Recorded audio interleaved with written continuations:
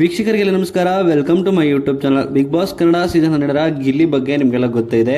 ಇನ್ನು weekend with Sudeep ಕಾರ್ಯಕ್ರಮದಲ್ಲಿ ಏನೆಲ್ಲ ಆಗಿದೆ ಅಂತ ನೀವು ನೋಡೇ ಇದ್ದೀರಾ. ಇನ್ನು ಸೂಪರ್ ಸಂಡೇ ವಿತ್ ಬಾದ್ಶಾ ಕಾರ್ಯಕ್ರಮದಲ್ಲಿ ಗಿಲ್ಲಿನ ಇಟ್ಕೊಂಡೇ ಫನ್ ಮಾಡ್ತಿದ್ದಾರೆ.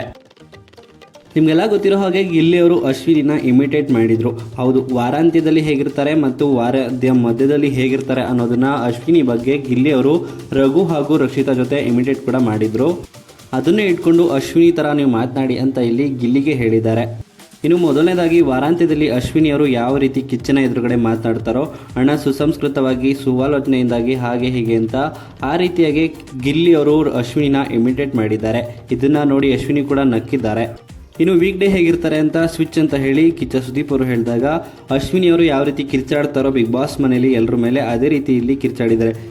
ರಘು ನೀನು ಯಾವನೋ ಹೇಳೋ ಹಾಗೆ ಹೀಗೆ ಅಂತೆಲ್ಲ ಕಿರ್ಚಾಡಿದ್ದಾರೆ. ಇನ್ನು ಕಿಚ್ಚನ ಇದ್ದರೆ ರಘುನ ಬೈಯೋ ರೀತಿ ಅಶ್ವಿನಿ ರೀತಿಯಲ್ಲಿ ಗಿಲ್ಲಿ ಇವರು ಮತ್ತೆ ಮಿಮಿಟ್ ಮಾಡಿದ್ದಾರೆ.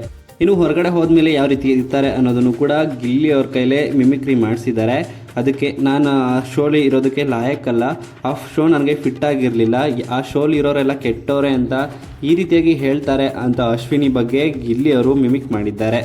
ಇನ್ನು ಬಿಗ್ ಬಾಸ್ ಶೋಲಿ ಗಿಲ್ಲಿ ಅವರು ಅಶ್ವಿನಿನ ಎಷ್ಟು ಗೋಳಿಕೊಳ್ತಾರೋ ಅದೇ ರೀತಿ ಈಗ ವೀಕೆಂಡಲ್ಲೂ ಕೂಡ ಗೋಳಿಕೊಂಡಿದ್ದಾರೆ.